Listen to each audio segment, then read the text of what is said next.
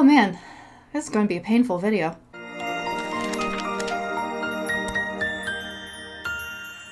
Hey darling, I know it has been a while since I've given you an update, at least on Wraithblade 4, but that is what I am here to do today. This is going to be a more personal video than I usually do. This one's digging kind of deep, but I feel like you deserve to know exactly why Wraithblade 4 is taking so long. So right now, it has been officially 2 years, as of yesterday, I believe, since I have published Wraithblade 3. Obviously, that is a very long time to leave the story unfinished.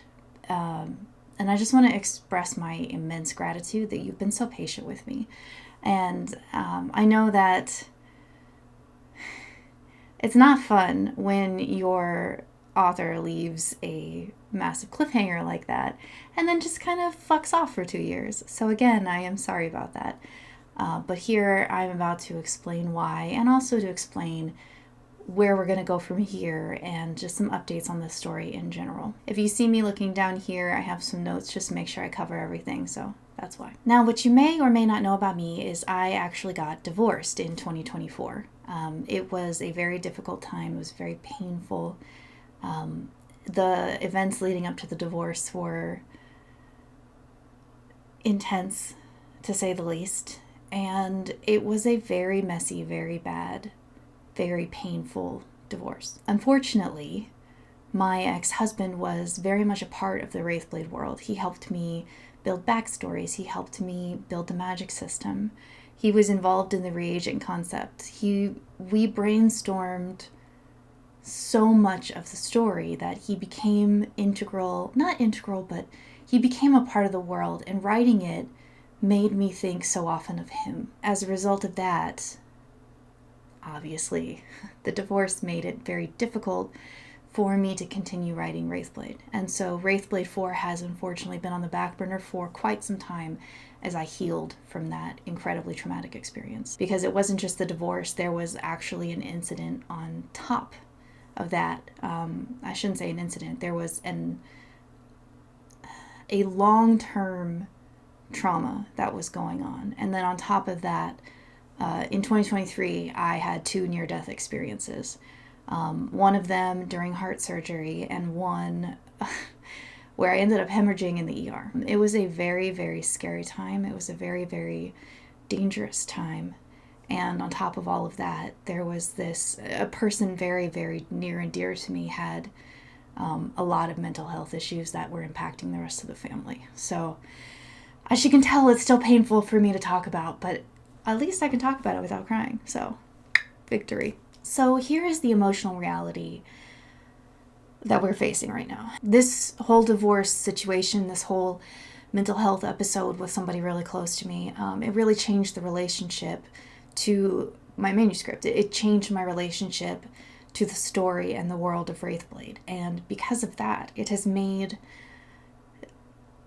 reconnecting with the world incredibly painful. So on top of all of this, I was also going to dedicate book 4 to him. Suffice to say, it has been really difficult for me to so much as outline Wraithblade 4, much less write it.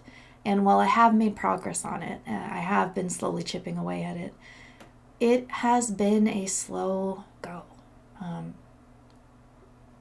It really has. It's been at times devastating to get back into it. Every time I go into the manuscript, every time I go into the outline, I am reminded of him, and I am reminded then of all of the pain of 2023 and 2024. It's crippling. I'm not going to lie to you. I'm not going to sit here and be like, it's whatever. It hurts. And in many ways, this is becoming my challenge for Wraithblade 4, not just to complete Connor's story, but to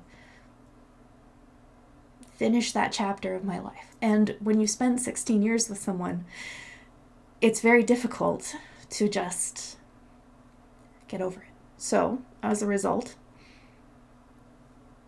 I'm moving very slowly, but I am moving. I am making progress with it. It is paralyzing in many ways because returning to the work triggers memories and emotions that just cause a traumatic response. I'm really not going to sugarcoat it here. The reason Wraithblade 4 has taken so long is simply because of all the emotional baggage that is now tied to it. And as a result of this, it has really affected my productivity within the story. You'll notice I've been publishing other stories, and I'm sure that's incredibly frustrating. I'm sure you've looked at that and you've been like, yo, Boyce, what the fuck? I'm still waiting on Wraithblade 4. Can't you finish your series? And I get it. It's completely fair. It is a completely fair criticism, and one that I deserve. So I'm not chastising you, because you're right. You are right.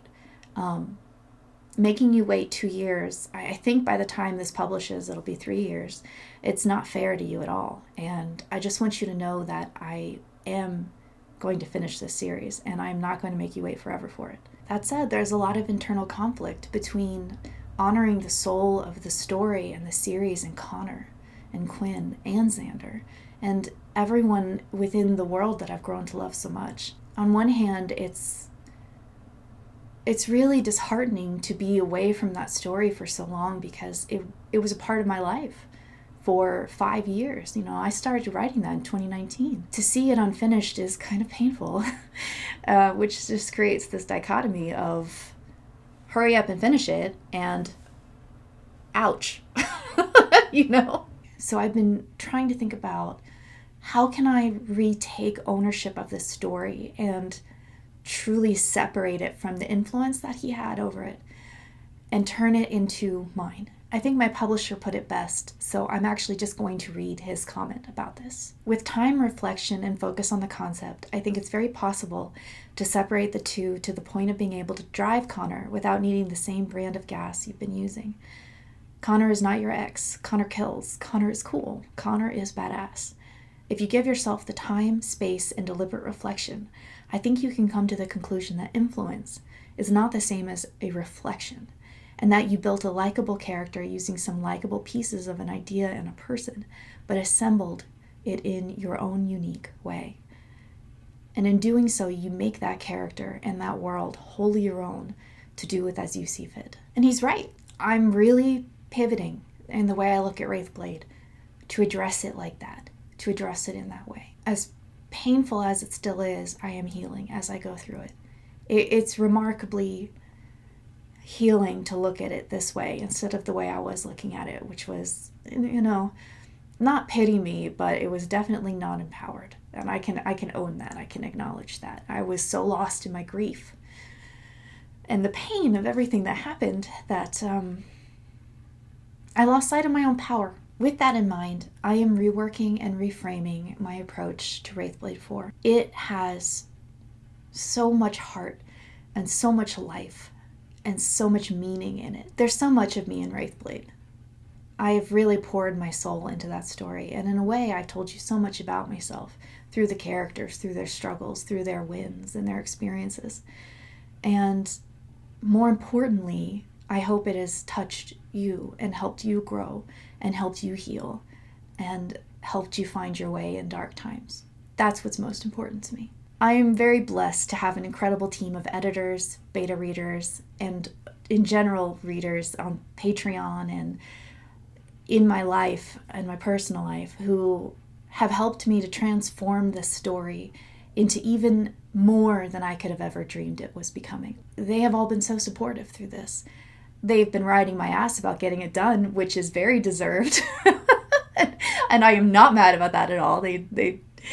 They're holding me accountable. Don't worry about that. And with their help, I am changing the way I look at collaboration with the story. I'm changing the way I look at the story as a whole. From here, I am working on Wraithblade 4 as I work on my other projects. This will allow me to work on it a little bit at a time and heal as I go through it. I promised that it would be done in 2025, and I'm doing everything in my power to keep that promise. Again, I don't know when it will publish. That is entirely up to my publisher and his schedule and the other books that he is working on with other authors. I am completely grateful, so grateful for his patience during this time. I have disappeared for months on end, and he's messaged me like, hey, you still alive?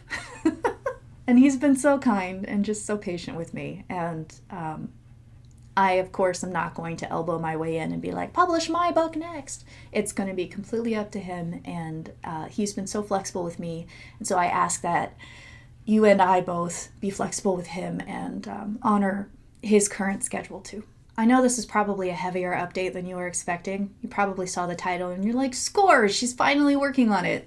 And I am, but not at the speed I'm sure you want me to. And I just want to say again, I apologize for that. I promise Wraithblade 4 will be done. I just don't know exactly when. I will be sharing it chapter by chapter as I write it on my Patreon. I will not be releasing it publicly on Royal Road or any other platform like that because it's weird to start that on book 4. I just want you to know that I am committed to this series. I am committed to you. And even though it may look like, I'm working on so many other projects, Wraithblade 4 is not forgotten and it will be finished. Thank you for holding space with me through this video. I know it wasn't the most fun watch, but I want to say thank you for your patience. Thank you for your grace. Thank you for your compassion, for reaching out to me and checking in to make sure I'm still alive, make sure I'm still writing, make sure I'm okay.